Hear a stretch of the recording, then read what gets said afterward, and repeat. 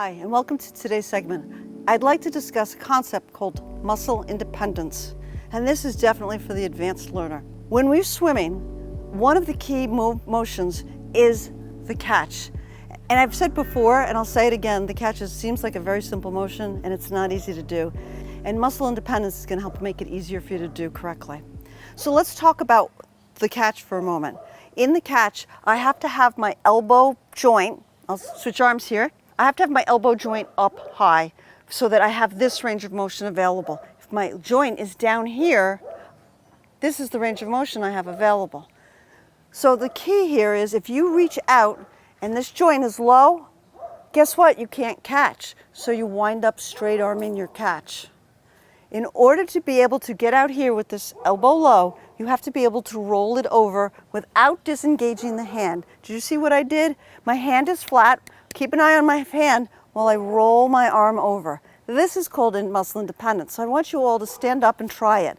Put your arm out, let that elbow be low. See how it's down here? I can know it's down here because look at how my hinge is working. Keep my hand flat and roll it up. Many of you are going to find, well, I can't do that. And what you're going to do is you're going to roll it up by rotating your hand. But then you would have disengaged from your pull, and we don't want to disengage from our pull. So muscle independence. So let me show you how to develop this specific format of muscle independence. I want you to start by using a flat surface. I have a high kitchen chair here with us for an example, and I'm going to roll my elbow down.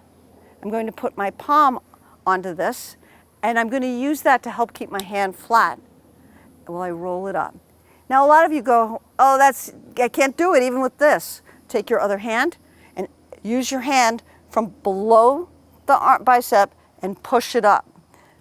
Let it go, do it again. A couple of times and you'll find, oh, I found it. I found that muscle. I figured out how to move that muscle.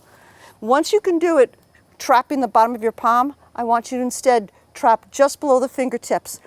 Now I've got a chair, your desk, the wall of the pool, any flat surface is great. And now I'm doing the same thing. And it's probably going to take you a bunch of tries to get it right. Once I'm here and I can do it, then I'm just putting my fingertips. And then finally I'm progressing to just touching the chair, and the chair is no longer helping me as a surface, but it's confirming for me that I'm not moving my hand.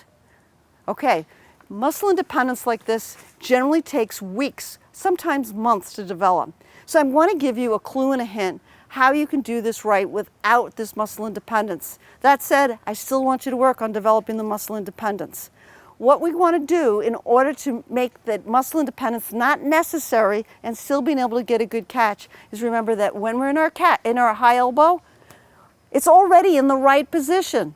So go ahead and whilst you pendulum swing and slice the hole, you have to use this muscle right here to hold this up.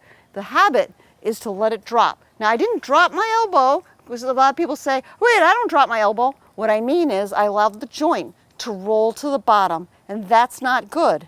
So we have to come back up here, use this muscle right here to keep the joint high. How high? At least 51%. As soon as it gets below the mid-mark, you're doomed because your range of motion becomes this. As long as you're above the mid-mark, you'll have this rotation. Now, remember, why I want you to learn to do the muscle independence is because nobody's perfect. There's going to be that moment in time where you dropped it. And as long as you have muscle independence, it's not going to lose you a stroke. If you don't have muscle independence, every single time you accidentally allowed that joint to slip down low, you lose a portion of that stroke. That costs you speed. Well, I hope this has been helpful. I know it's an advanced skill. Go practice, and we'll see you next time.